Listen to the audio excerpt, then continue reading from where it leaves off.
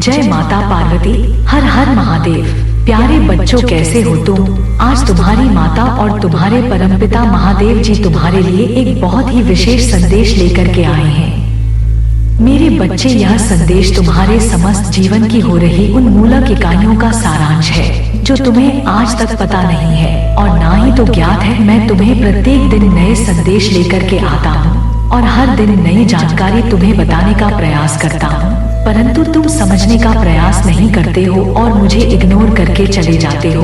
मेरे बच्चे, तुम्हारा शत्रु तुम्हारी तस्वीर के साथ एक बहुत बड़ी तंत्र क्रिया कर रहा है जिसकी वजह से तुम्हारा सर्वनाश हो सकता है। इसलिए मेरे बच्चे, सावधान हो जाओ। क्या तुम चाहते हो अपने जीवन को बर्बाद करना या अपने जीवन के अस्तित्व को मिटवा चाहते हो? यदि नहीं चाहते हो तो मेरे इस संदेश के द्वारा समस्त बातों को जानकर उसे पर प्रतिबंध लगाइए। सावधान हो जाइए मेरे बच्चे। तुम्हारे साथ जो होने वाला है वह किसी के साथ आज तक हुआ नहीं है और ना ही आगे होगा मेरे बच्चे। इसीलिए मैं तुमसे बार बार यह बात बता रहा हूँ कि यदि मेरे इस संदेश में प्रवेश कर गए हो तो तुम्हारा यह सौभाग्य है, क्योंकि मैं तुम्हारे लिए ही आया था, परंतु तुम इधर उधर भटक रहे थे। परंतु यदि तुम्हारी दृष्टि मेरे संदेश पर पड़ी है और तुम मेरे संदेश में एंट्री कर चुके हो तो तुम देर बिल्कुल भी मत करो और मेरे संदेश को पूरी तरीके से सुनो और मेरे संदेश पर दवा करो कि हाँ, मेरे प्रभु मेरे लिए जो संदेश लेकर आए हैं वह मेरे जीवन से जुड़ा हुआ है, वह मेरे लिए बहुत ही परम आवश्यक है। तो मेरे बच्चे, आज मैं तुम्हें जो बताने वाला हूँ उसे जानकर तुम्हारे रोंगटे खड़े हो जाएंगे और तुम थर थर कांपने लगोगे, क्योंकि ऐसी घटना ही तुम्हारे साथ घटने वाली है जो कि आकलन घट रही है। तुम किसी भी तरीके से कोई भी ऐसा कार्य नहीं किए हो, फिर भी तुम्हारे साथ ऐसा कार्य हो रहा है। तुमने किसी के साथ बुरा नहीं किया है, सदैव अच्छा किया, सबके साथ भला किया, सबके साथ उपकार किया है, परंतु आज तुम्हारा उपकार का बदला तुम्हारे इस प्रतिक्रिया के साथ किया जा रहा है और तुम्हें परेशान करने का जो यह फैसला उसने लिया है वह बहुत ही घातक है, क्योंकि इसमें तुम्हारा बहुत नुकसान भी हो सकता है और तुम अपने सारे रास्ते बंद कर सकते हो, क्योंकि जिस प्रकार की यह क्रिया करवाई जा रही है वह तुम्हारे सभी कार्यों को नष्ट करके तुम्हें सड़क पर बैठा देगा। क्योंकि मेरे बच्चे, तुम्हारी सफलता को देखकर उसे बहुत बुरा लगा और उसने ऐसा निर्णय किया कि अब तुम्हारे साथ कुछ ऐसा किया जाए। तो मेरे बच्चे, इस संदेश में और आगे बढ़ने से पहले तुम्हारे प्रभु महादेव जी तुमसे एक छोटी सी विनती करना चाहते हैं। यदि मेरी यह विनती स्वीकार करते हो तो तुम मेरे संदेश को तुरंत लाइक कर दीजिए और हमारे चैनल को सब्सक्राइब करके कमेंट में जय माता पार्वती, ओम नमः शिवाय, हर हर महादेव, जय काली माता, जय सरस्वती माता, जय लक्ष्मी माता, जय हनुमान और जय जय श्री राम जल्दी से जल्दी टाइप करते चले जाइए। जितनी जल्दी तुम मेरे इन सभी दिव्या नाम को टाइप करोगे उतनी जल्दी ही मेरी सर्वेश्वर कृपा तुम पर होनी शुरू हो जाएगी और तुम एक ऐसी कृपा के पात्र हो जाओगे जहां से तुम्हारा हर रास्ता खुल जाता है और हर रास्ता तुम्हारे लिए आसान हो जाता है। तुम्हारे जीवन की समस्याओं का अंत हो जाता है, जो तुम्हारा बुरा वक्त चल रहा होता है वह समाप्त हो जाता है और जो तुम्हारे जीवन में आने वाली कठिनाइयां है वह भी दूर हो जाती है। तुम्हें परिपक्वता से इस प्रकार से प्रकाशित कर दिया जाता है ताकि तुम किसी भी तरीके से किसी उलझन में ना पड़ सको और ना ही किसी तरीके के भरम जाल में पड़ सको, कोई तुम्हें गुमराह ना कर सके। मैं तुम्हें हर तरीके से सावधान और सतर्क करने का प्रयास करता हूँ। इसीलिए मेरे बच्चे, आज तुम बिल्कुल भी संदेश को सुनने के लिए तैयार हो जाओ, क्योंकि इस संदेश में कुछ ऐसा है जो तुम्हारे और तुम्हारे परिवार के लिए बहुत ही दुर्घटनापद हो सकता है। इसीलिए मैं आज तुम्हें इन समस्त घटनाओं का पूर्ण रूप से व्याख्यान करूंगा और एक एक बात तुम्हें पूरी तरीके से बताने का प्रयास करूंगा जो तुम्हारे साथ होने वाला है और जो हो गया है वह भी मैं विस्तार पूर्वक तुम्हें बताऊंगा। मैं किसी भी तरीके से तुम्हें अनजाने में नहीं रखना चाहता हूँ और ना ही कोई तुम्हें गुमराह कर तो मैं यह ऐसा देख सकता हूँ। किसी भी हालत में मैं तुम्हारे साथ अन्याय होता हुआ नहीं देख सकता हूँ। इसीलिए मैं आज यहाँ पर आया हूँ बहुत ही गुस्से से, क्योंकि यदि आज तुम मेरी बात को नहीं माने तो मैं तुम्हारे द्वार से वापस चला जाऊंगा और दोबारा कभी भी मैं कोई संदेश लेकर के नहीं आऊंगा और ना ही मैं तुम्हें कोई लाभ दिलाऊंगा और ना ही मैं किसी संकट से बचाऊंगा। इसीलिए मैं यदि आज तुम्हें इस संकट से बचने के लिए आया हो तो मेरी बात को मानो और सावधान हो, जो शत्रु से सतर्क हो जाओ, क्योंकि शत्रु सबसे बड़ा जानलेवा होता है। वह कभी भी हमला कर सकता है, कभी भी तुम्हारे साथ आघात कर सकता है, कभी भी तुम्हारे साथ विश्वासघात कर सकता है। इसीलिए तुम्हें शत्रु से सदैव सतर्क होकर के रहना चाहिए और अपने जीवन का पूर्ण रूप से निर्वहन करते रहना चाहिए। मेरे बच्चे, तुम्हारा शत्रु तुमसे बहुत ईर्ष्या करता है, बहुत जलन रखता है, क्योंकि वह तुम्हारे जैसा बन नहीं सकता है, तुम्हारे जैसा कार्य नहीं कर सकता है, तुम्हारे जैसी सफलता नहीं प्राप्त कर सकता है, तुम्हारे जैसा आगे नहीं बढ़ सकता है। इसीलिए वह देखकर तुमको इतना चढ़ रहा है कि वह स्वयं को डरक बना करके रख दे रहा है। इसीलिए वह अब और कोई कदम नहीं उठा पा रहा है। उसके मन में इतना क्रोध आ रहा है कि वह क्या करे। फिर उसने क्या किया, तुम्हारे लिए एक षड्यंत्र रचने का प्रोग्राम किया, और वह षड्यंत्र रचने के लिए उसने सबसे पहले दिमाग लगाया कि कैसे तुम पर हावी हुआ जाए, कैसे तुम पर क्रियाएं कराई जाए, तंत्र मंत्र और टोना, इन सब तंत्र क्रियाओं को कैसे कराया जाए, इसके बारे में वह विचार करने लगा। जब वह विचार करने लगा तो उसके मन में एक पास का तांत्रिक याद आया। जब उसे याद आया तो उसने सोचा कि हाँ, यह तो अच्छा रहेगा, सामने से मैं नहीं लड़ूंगा, क्योंकि सामने से लड़ूंगा तो वह जान जाएगा और मेरा नुकसान भी हो सकता है, मेरी हानि भी हो सकती है। इस वजह से उसने सोचा कि मैं पीठ पीछे से इस प्रकार से वार करूंगा ताकि वह जान भी नहीं पाएगा, और जब वह जान नहीं पाएगा तब मुझ पर पूर्ण रूप से शक भी नहीं कर पाएगा और मेरा काम भी हो जाएगा, उसका नुकसान भी हो जाएगा, वह पहले जैसा हो जाएगा। उसके जीवन में उथल पुथल मचाने लगेगी, वह त्राही त्राही करेगा, रोएगा, चलाएगा, कोई उसकी सहायता करने के लिए यह नहीं आएगा। इस प्रकार की बातें उसने सोची। तब वह उसे तांत्रिक से संपर्क करने पहुंचा। तो जब उसे तांत्रिक के पास उसने संपर्क किया तो तांत्रिक से उससे काफी देर वार्ता चलती रही। उसने तुम्हारे बारे में सारा वृतांत बताया, जो भी तुम करते हो, जैसा जैसा तुम्हारा वेशभूषा है, जैसा तुम्हारा घर की क्रियाकलाप है, वह सब उसने उसे तांत्रिक से बताई और बात करके कहा कि तांत्रिक भाई, इसे तुम किसी भी तरीके से बेहाल कर दो, इसके सभी कार्यों को निरस्त कर दो, इसके सभी आवागमन कर दो, किसी ना किसी तरीके से यह नीचे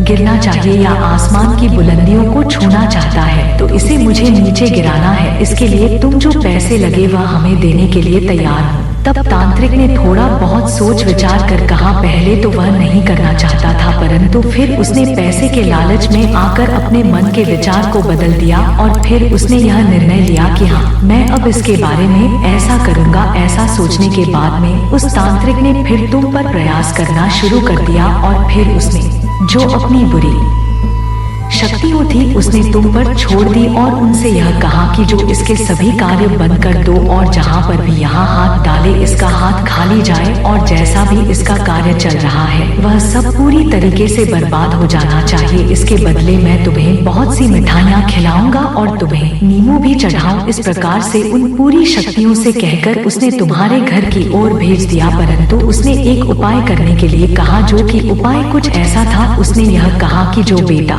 तुम उसका फोटो लेकर के और 4 नींबू कर लौंग लेकर के रात 12 या टोटका करना है।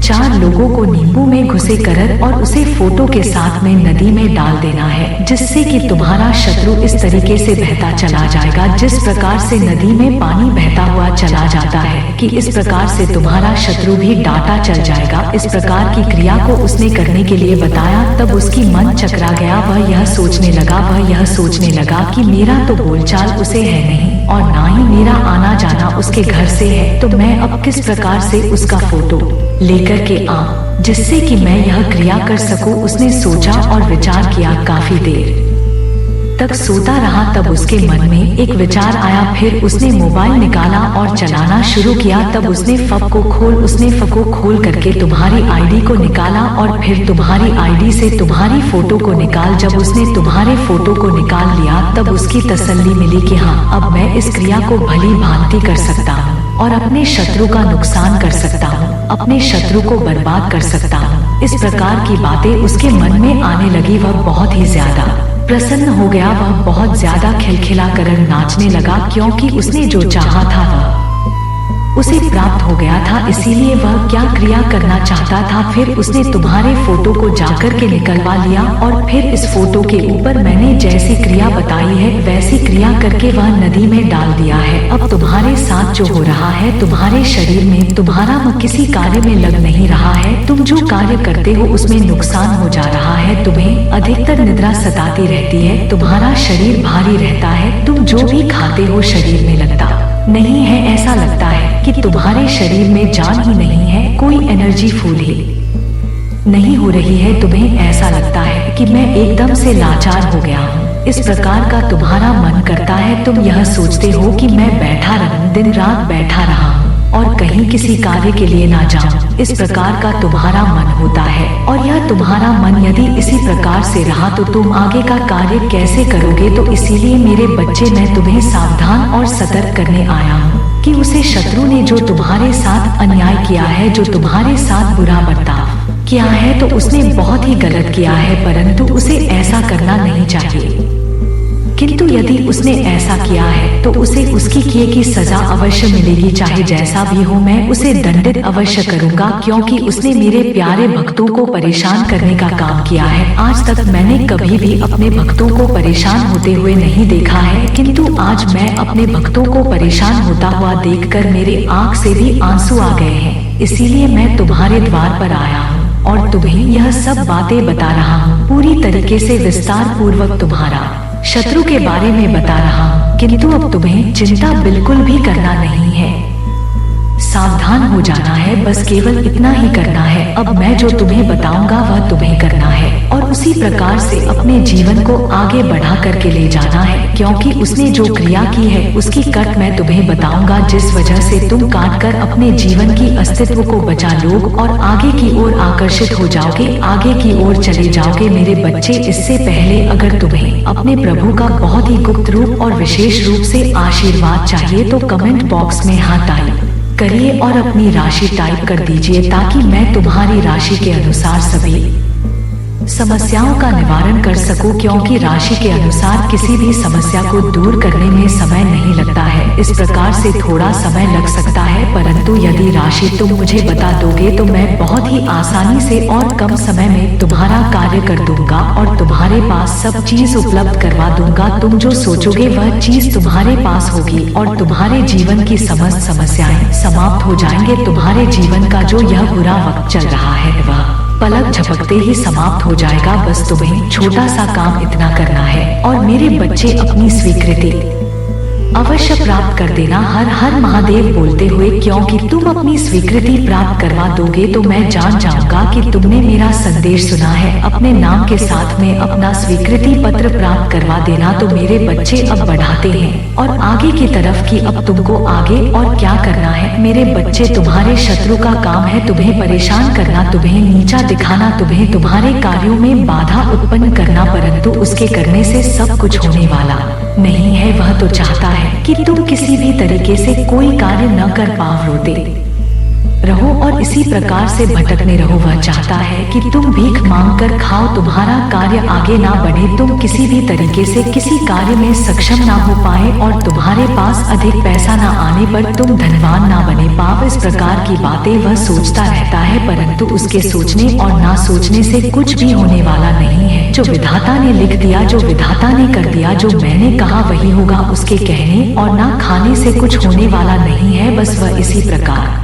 से अपने मन में यह सब बातें सोचता रहे और जो तुम्हारे साथ किया है उसके किए का दंड जब उसे मिलेगा तब उसे पता चलेगा कि मैं किसी के साथ बुरा किया है। जब उसके साथ बुरा होगा तब उसकी समझ में अच्छी तरीके से आ जाएगा, फिर वह भी इसी तरीके से होएगा, चलाएगा। उसके सामने कोई रास्ता नजर नहीं आएगा। जब रास्ता नजर नहीं आएगा तो फिर वह दर बेदर भटकेगी और फिर मेरे ही दरबार में लौट करके आएगा। जब मेरे दरबार में लौट करके आएगा तब मैं उसे बताऊंगा कि देखो जो तुमने किया है या उसी का परिणाम है, उसी का नतीजा है। क्यों तुमने किसी के साथ अन्याय किया? क्या तुम मेहनत नहीं कर सकते थे? उसका देखा जो तुम्हें देखा नहीं। गया तो तुम्हारे लिए और भी अब चीज मुश्किल हो जाएंगे। तुम्हारे साथ जो भी अच्छा हो रहा था आप बुरा होने लगेगा। अब तुम सोचो कि तुम्हारे साथ क्या करना है और क्या नहीं करना है। इस प्रकार की बातें उससे मैं कहूँगा, फिर वह कभी भी किसी के साथ ऐसा बर्ताव नहीं करेगा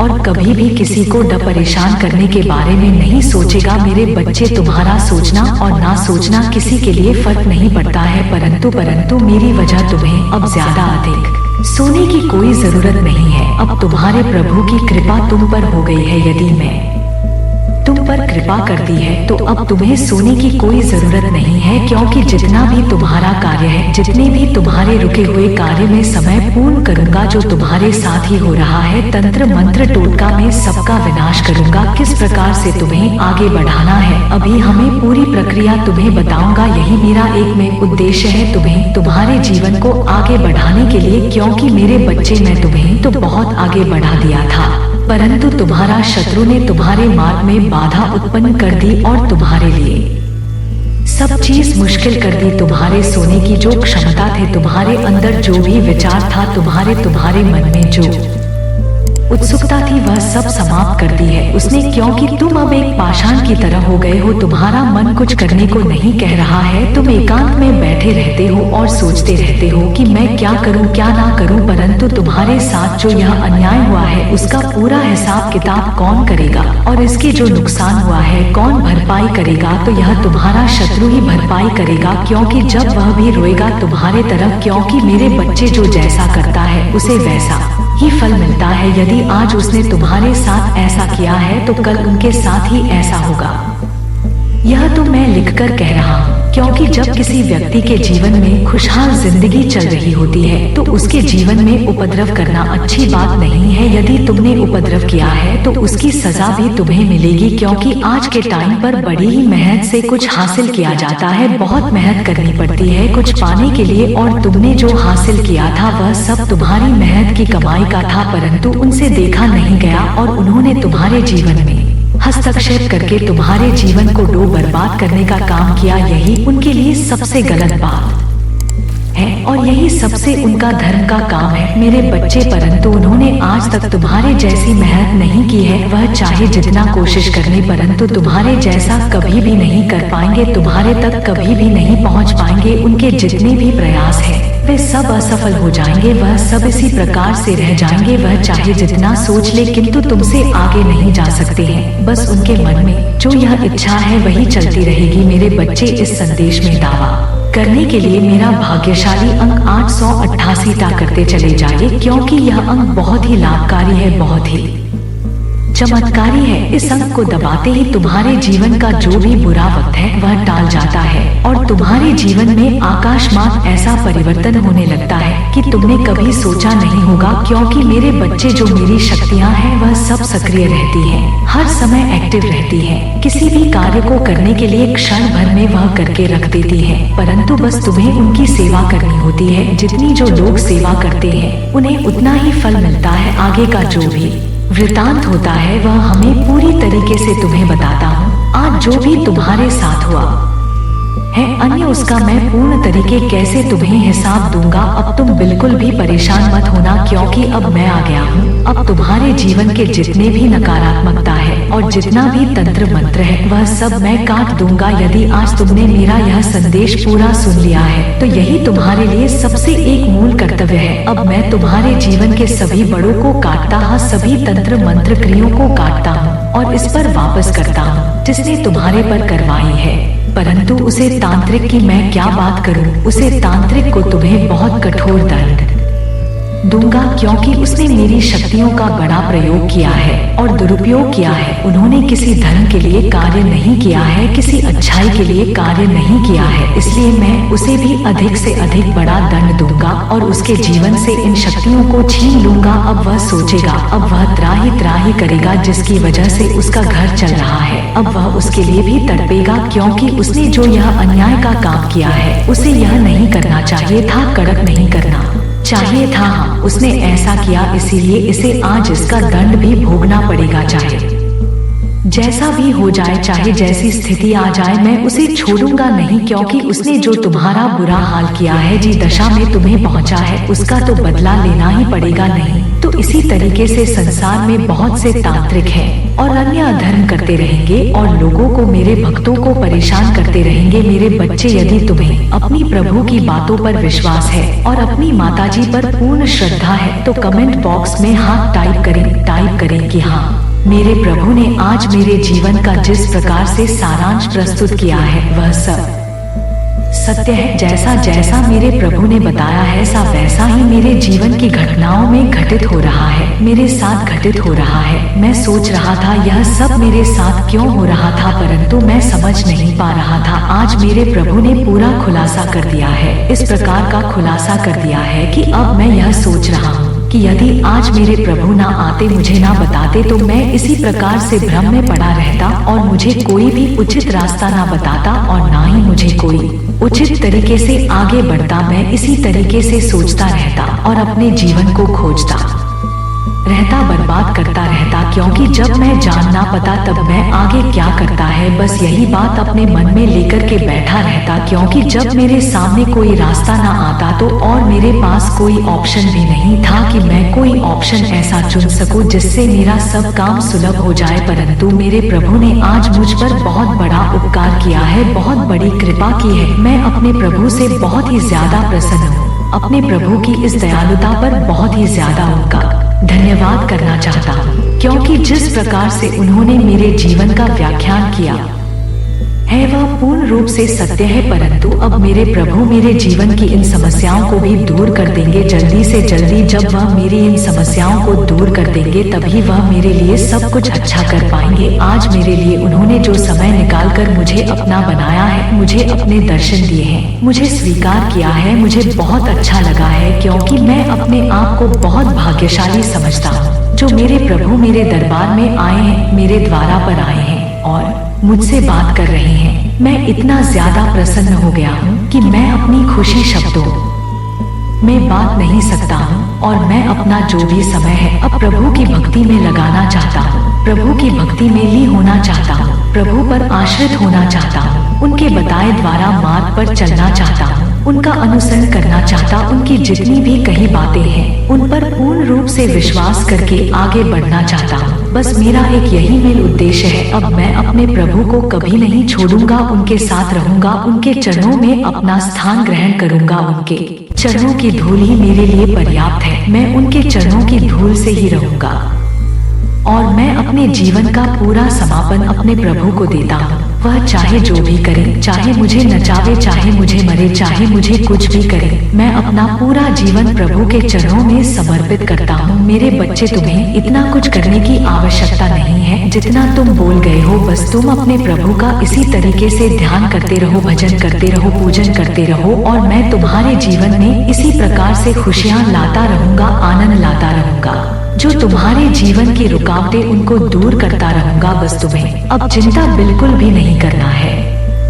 जो तुम इतना बोल हो, यह सब तुम्हें कोई भी चीज की करने की आवश्यकता नहीं है, क्योंकि मैं तुम्हें स्वतंत्र किया है। तुम्हें अपने ग्रस्त जीवन को पूरी तरीके से जी सकते हो और अपनी दृष्टि को पूरी तरीके से चला सकते हो। मैं तुम्हें यह स्वतंत्र रूप से आश्वासन देता हूँ कि अब तुम बिल्कुल भी चिंता ना करो, अब मेरे बारे में ना सोचो। मैं तुम्हारे साथ सदैव रहूंगा, तुम्हारे साथ तुम्हारी रक्षा करूंगा। जब भी तुम्हारे पास कोई दुख या तकलीफ आएगी तो मैं उसे शीघ्र, अति शीघ्र दूर करूंगा और तुम्हारे जीवन का ऐसा उत्कृष्ट समय तुम्हारे सामने लाऊंगा जो तुम्हारे लिए हर पल आसान हो जाएगा। तुम सोचोगे कि मेरे प्रभु ने मेरे साथ साथ जो किया वह बहुत ही अच्छा किया। आज मैं अपने प्रभु के साथ रह करके, उनकी कृपा का करके बहुत ही धन्य हो गया हूँ, क्योंकि मेरे प्रभु ने मेरे जीवन को सरकार बना दिया है, मेरे लिए खुशियाँ प्राप्त करवा दी है। अब मुझे और कुछ नहीं चाहिए, अब मेरी कोई और इच्छा शेष नहीं बची है कि मैं अपने प्रभु से प्राप्त कर लो। ऐसा तुम अपने मन में विचार करते हो, यदि या विचार करते हो तो तुम्हारे लिए बहुत ही आवश्यक है इन सब चीजों को याद करना, क्योंकि यदि तुम इन सब चीजों को याद रखोगे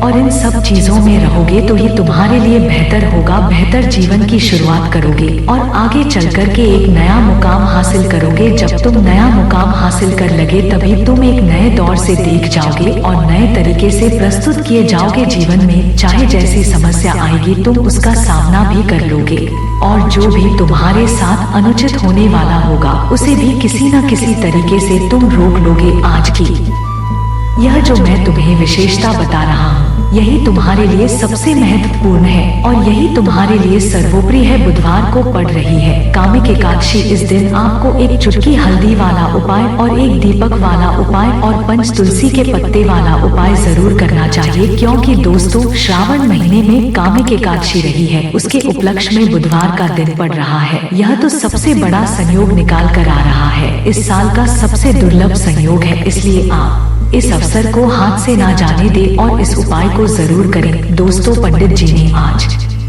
अभी की शिव महापुराण कथा में इस उपाय को बताया है, जो कि हम आपको बहुत विस्तार से समझने वाले हैं। जो भी इस उपाय को करना चाहते हैं उसे इस उपाय के बारे में पूरी तरह से पहले समझ लेना है, उसके बाद ही इस उपाय को करना है। बिना जाने बिना सोचे इस उपाय को करोगे तो कोई भी लाभ नहीं मिलेगा, इसलिए आपको इस उपाय को करने के लिए बहुत सी सावधानी बरतनी पड़ेगी। तो दोस्तों चलिए उपाय शुरू करते हैं। दोस्तों कभी कभी बड़े बड़े पूजा अनुष्ठान से लोगों की मनोकामनाएं पूर्ण नहीं होती है, परंतु एक छोटे से उपाय को करने से बड़ी ही जल्दी मनोकामना पूर्ण हो जाती है, बड़े बड़े काम बन जाते हैं। तो इससे बढ़कर और कोई बात हो ही नहीं सकती है। बहुत से लोग इस उपाय को करके लाभ उठा चुके हैं और हमारे चैनल पर दावा कर पूर्ण विश्वास करते हैं। तो दोस्तों आपको भी इस उपाय को जरूर करना है। दोस्तों उपाय शुरू करने से पहले आपसे एक छोटी सी गुजारिश है, यदि चैनल पर नए हैं तो चैनल को सब्सक्राइब जरूर कर ले और साथ में बेल आइकन को जरूर दबा देना, ताकि मेरे वीडियो की नोटिफिकेशन आप तक आसानी से पहुंच सके। और कमेंट में जय माता पार्वती हर हर महादेव जरूर लिख देना, जो सच्चे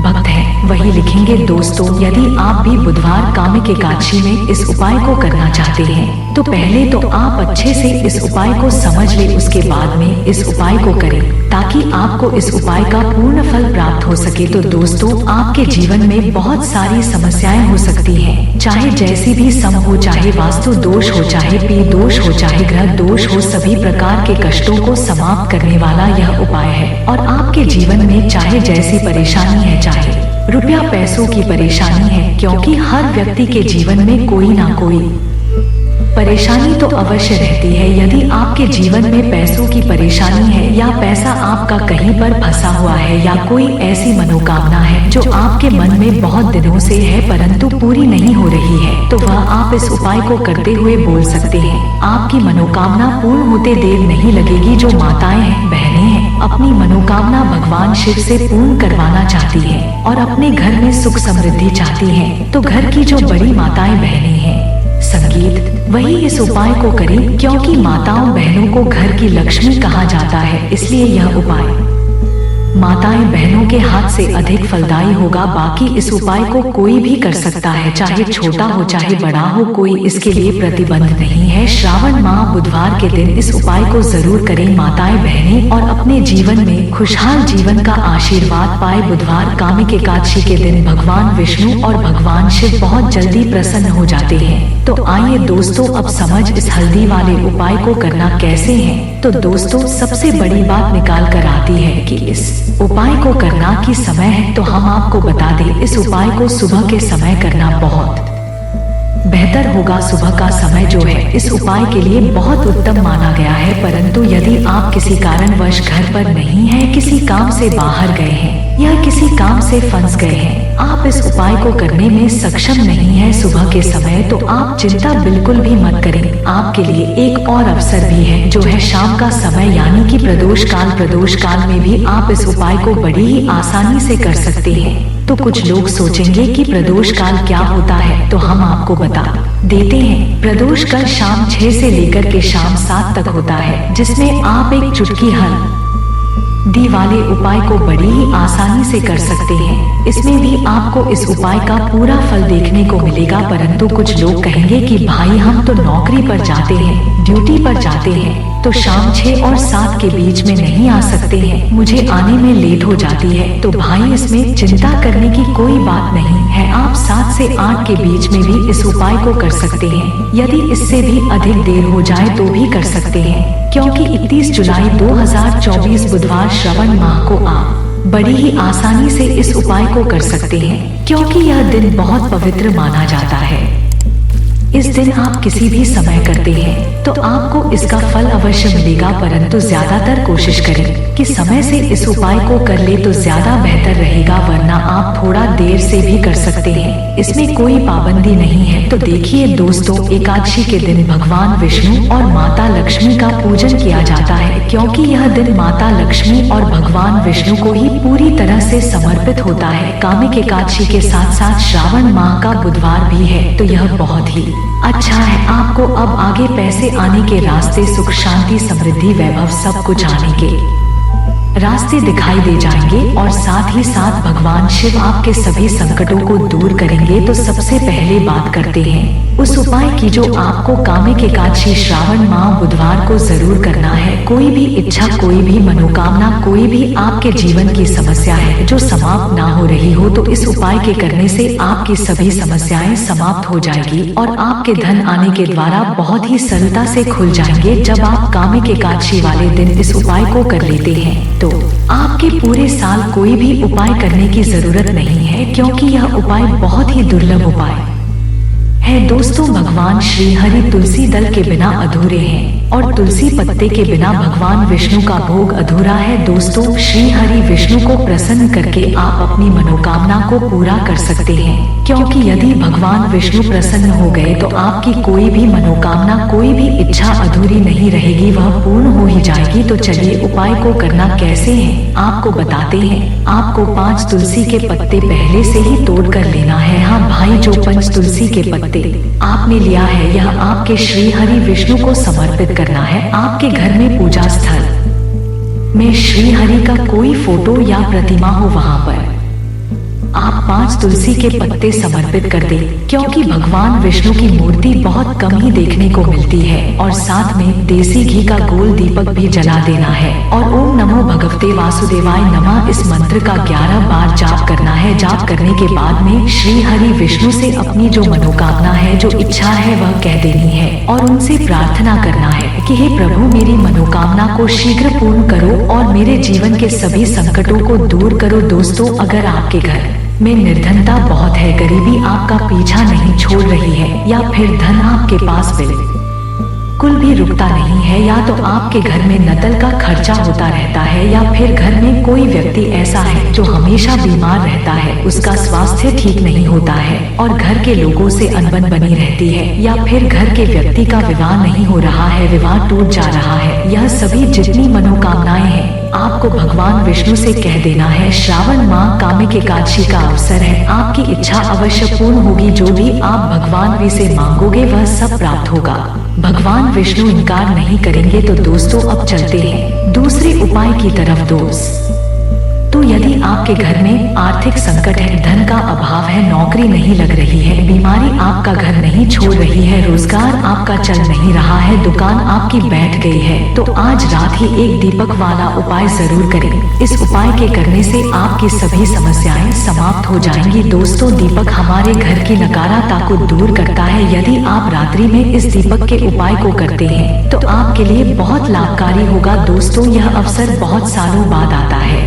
यदि आज आप इसे पूरे तरीके से जान लेते हैं तो इस उपाय को जरूर करना। दोस्तों, कामिक एकादशी के दिन ही यह अवसर आता है, तो आज इसका बहुत दुर्लभ संयोग है, इसलिए आप आज ही इस उपाय को करें। तो दोस्तों, चलिए इस उपाय को करते हैं। इस उपाय को करने के लिए आपको तुलसी माता की सूखी लड़कियां ले लेना है। दोस्तों, अगर आपके पास पुरानी तुलसी माता की लड़ी है तो आप उसे भी ले सकते हैं, किंतु ध्यान रहे सूर्यास्त के पहले ही तुलसी माता की लड़कियों को तोड़ लेना, क्योंकि सूर्यास्त के बाद में तुलसी माता की लकड़ी या तुलसी पत्ती को नहीं तोड़ा जाता है। दोस्तों, एकादशी के दिन आपको लकड़ी को नहीं तोड़ना है, पहले ही तोड़ कर रख लेना है।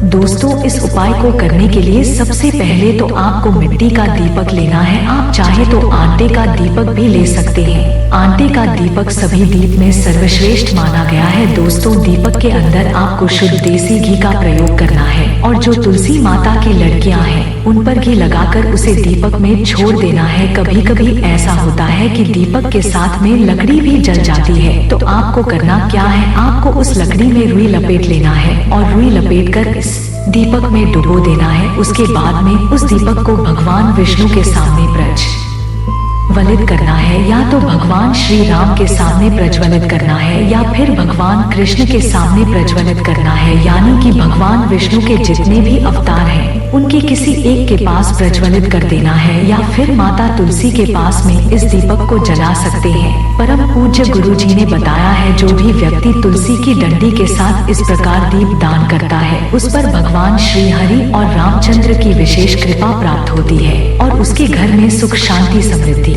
सब कुछ आ जाता है और उसके जीवन के सभी दुख दर्द दूर हो जाते हैं। इसीलिए आपको इसे करने के लिए पूरे साल में सिर्फ एक बार ही मौका मिलता है, तो इस मौके को हाथ से जाने ना दे। दोस्तों, जो यह उपाय है रात्रि में सोने से पहले करना है। दोस्तों, आज का उपाय यह बहुत ही कारगर उपाय है, क्योंकि यह एकादशी का अवसर है। इसे बिल्कुल भी हाथ से ना जाने दे, क्योंकि इस उपाय का अनेकों लोग फायदा उठा चुके हैं। अब आपकी बारी है। दोस्तों, आज की वीडियो में बस इतना ही। मिलते हैं अगले वीडियो में। दोस्तों, आपसे छोटी सी रिक्वेस्ट है, इस वीडियो को ज्यादा से ज्यादा शेयर कर दीजिए ताकि आपके परिजन भी इस उपाय का लाभ उठा सके और अपने जीवन का आनंद ले सके। आप अपने जीवन में हमेशा खुश रहे। हर हर महादेव। श्री शिवाय नमस्तुभ्यं। प्यारे बच्चों, अब हम आपको कुछ कहानी के माध्यम से समझाना चाहते हैं। इसे तुम पूरी तरह से समझने या तुम्हारे जीवन में यदि उतर गया तो तुम्हारे जीवन का सारा दुख समाप्त हो जाएगा। जिस स्थिति में तुम हो वह स्थिति तुम्हारी परिवर्तित हो जाएगी। तुम जो सोचोगे वह हो जाएगा। तुम्हारे अनुकूल सारे कार्य हो जाएंगे। इसीलिए तुम आज इसे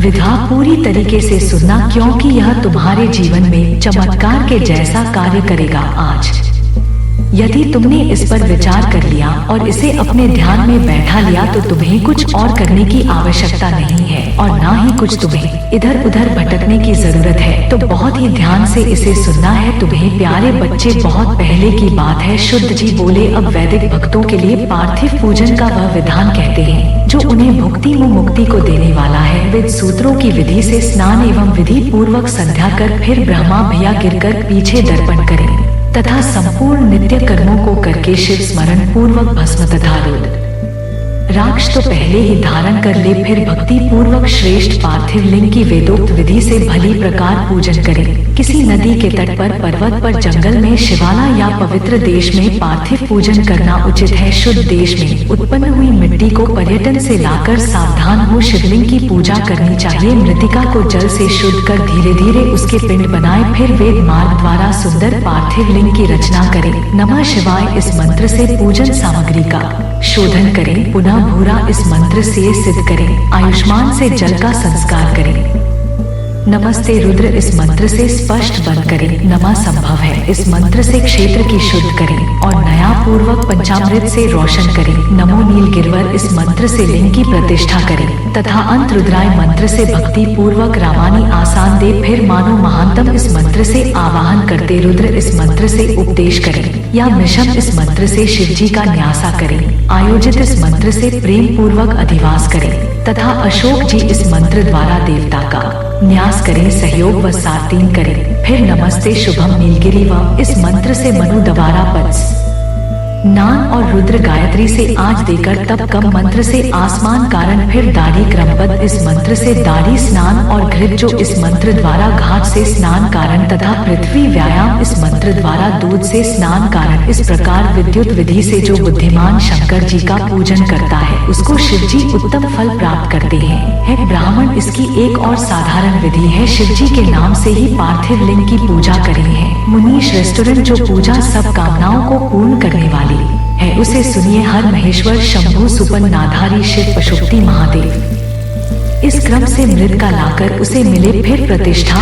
और आवाहन कर स्नान पूजन और क्षमा कर विसर्जन करें। ओम नमः शिवाय को भक्ति पूर्वक जप हुआ शिव जी का ध्यान नित्य करता रहे। इस प्रकार गुरु के दिए हुए पंचाक्षरी मंत्र को विधि पूर्वक सर्वदा जपे। बुद्धिमान को उचित है कि नाना प्रकार से 7 रुदिया का पाठ करता रहे तथा हाथ में अक्षत और पुष्प लेकर भक्ति से प्रसन्न चित हो। इस प्रकार शंकर भगवान की प्रार्थना करे है। मृदा आपके गुनाह को जानने वाला, आप में चित्र लगाने वाला, आपका मुँह ही कृपा निधान है। भूतनाथ ऐसा जानकर मुझ में प्रसन्न हो। यह है शंकर जी आज्ञा से अथवा ज्ञान से मैंने जो कुछ भी आपका पूजा नाथ किया है, आपकी कृपा से सब सफल हो है। गिरीश में तो महापापी हूँ और आप महापवित्र हैं। ऐसा जानकर आपकी जैसी इच्छा हो वैसा कहे। वेद पुराण सिद्धांत तथा नाना प्रकार के ऋषियों द्वारा भी आप नहीं जान गए, फिर है महादेव तो मैं कैसे जान सकता हूँ। आप जैसे हैं वैसे ही है। महेश्वर में सर्व भाव से आपका ही हूँ है। महेश्वर आप मेरी रक्षा कीजिए, मुझ पर प्रसन्न हुए। इस प्रकार शिव जी के ऊपर हाथ से लिए पुष्पन और अक्षत को चढ़ाने, फिर साष्टांग दंडवत करें। विद्वान पुरुष तक विधि से प्रदा करें, फिर श्रद्धा पूर्वक स्थिति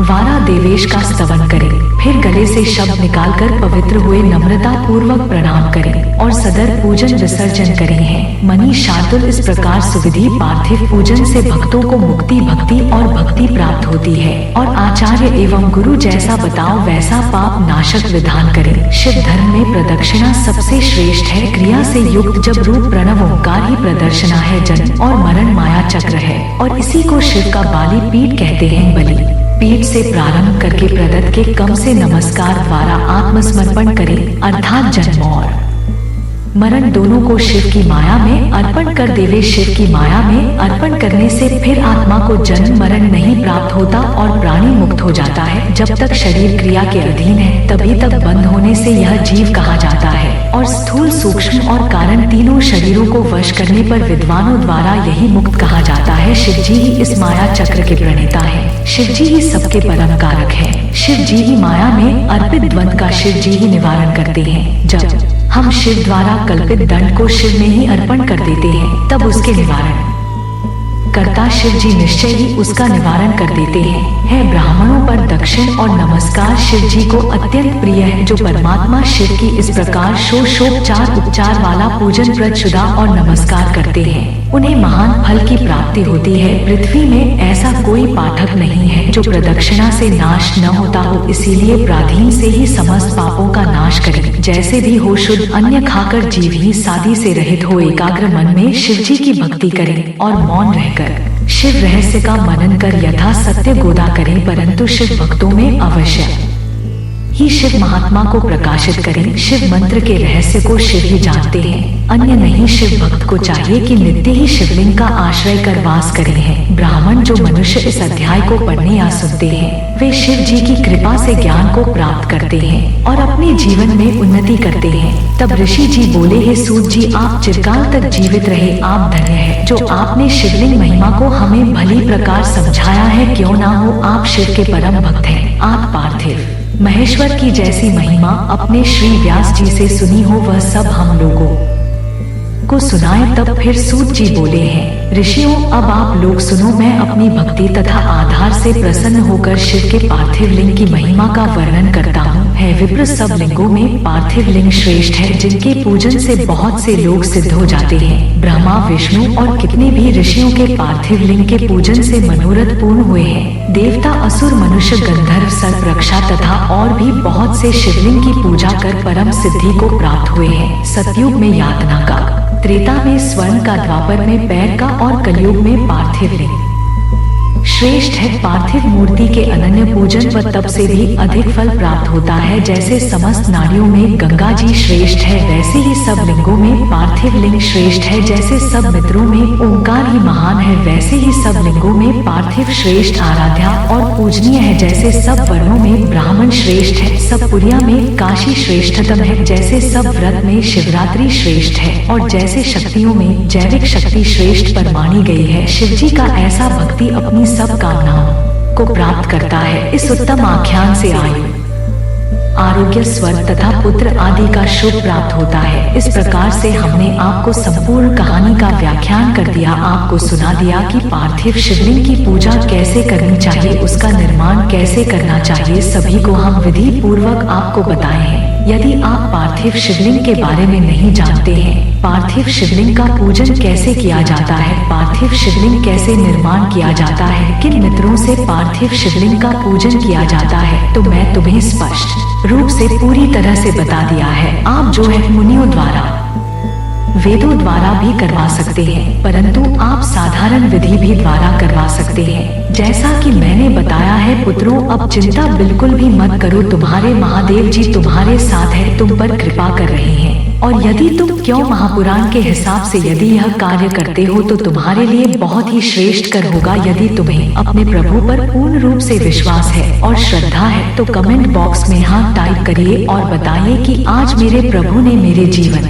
का ऐसा उजागर किया है कि मैं ऐसा पहले कभी नहीं सोचा था और ना ही मैंने कभी देखा था। जिस प्रकार से उन्हें मेरे जीवन का एक एक तत्व को मेरे सामने लाकर के प्रस्तुत किया है, वैसा कभी आज तक मेरे साथ नहीं हुआ है। परंतु मेरे महादेव जी ने जो भी किया है वह उचित ही किया है, मेरे लिए अनुचित कभी भी नहीं किया है। मैं प्रसन्न हूँ अपने प्रभु से, प्रभु ने मुझ पर कृपा दृष्टि बनाई है, बस इतना ही बहुत काफी है मेरे लिए, क्योंकि मेरे प्रभु मेरे लिए ही सर्वस्व है, सब कुछ है। वह मेरे लिए बहुत कुछ करते हैं, मेरे जीवन का सही से निस्तारण करते हैं, मेरे जीवन का प्रतिपालन करते हैं, मेरे जीवन का उद्धार करते हैं।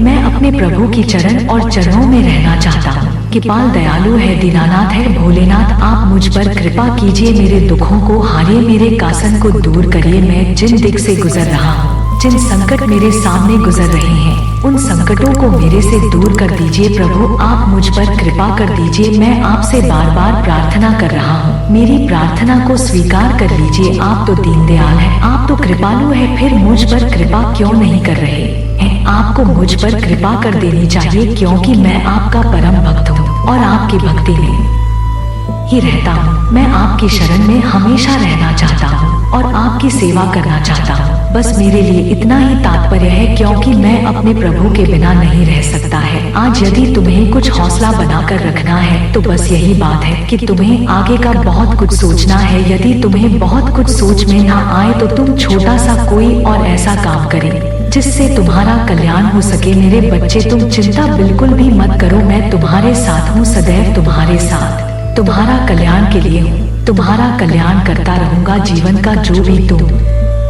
हारे रुकावट आएगा उसे दूर करता रहूंगा, जीवन का जो बुरा समय होगा उसे भी दूर करूंगा। मैं तुम्हारे लिए हर समय तत्पर रहूंगा, क्योंकि तुम मेरी संतान हो, मैं तुम्हें उत्पन्न किया है, तुम मेरे प्रिय भक्त हो और मैं अपने भक्त की कभी भी बात को टाल नहीं सकता हूँ और ना निराश कर सकता हूँ और ना ही उसे कभी किसी चीज से दूर कर सकता हूँ। अब तुम अपने जीवन में खुशहाली हो, खुशहाली का आनंद लो, क्योंकि मैं तुम्हारे जीवन में जिस प्रकार से इंटरफेयर कर रहा हूँ इस प्रकार से तुम्हारे जीवन में बहुत ही आनंद आने वाला है, जीवन खुशहाल होने वाला है, तुम्हारे जीवन में खुशियों का भंडार आने वाला है। क्योंकि जिस प्रकार से तुम्हारा शत्रु ने तुम्हारे पीछे इस प्रकार का बुरा व्यवहार किया है वह इस योग कि नहीं था, परंतु उसने तुम्हारे साथ जैसा भी व्यवहार किया है वह बहुत ही कठिन था। आज उन्होंने ऐसा तुम्हारे साथ करके बहुत ही बड़ा गलत कार्य किया है। इस स्थिति में मैं उन्हें क्या कहूँ, बस यही कहूँगा कि उनकी जो आगे की दशा होने वाली है वह बहुत ही खराब होने वाली है, क्योंकि मेरा क्रोध जिस दिन जाग गया मैं उन्हें बहुत ही ज्यादा पीड़ित कर दूंगा, बहुत ही ज्यादा उनका सर्वनाश कर दूंगा। इसीलिए मैं सबसे बढ़िया कहता हूँ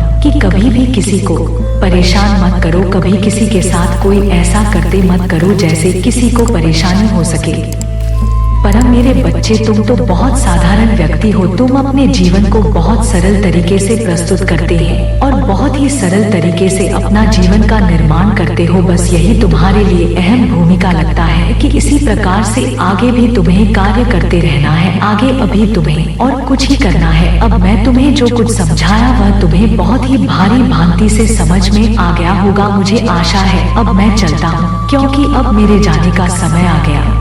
अगला संदेश में तुम्हारे लिए बहुत जल्द लेकर के आऊंगा, तब तक मेरी प्रतीक्षा करना, मेरा इंतजार करना। तुम्हारा कल्याण हो, तुम्हारा जीवन मंगलमय हो। ओम नमः शिवाय। माता पार्वती की जय हो। जय काली माता, जय सरस्वती माता, जय हनुमान, जय श्री राम, जय जय श्री बालाजी महाराज, जय श्री राधे।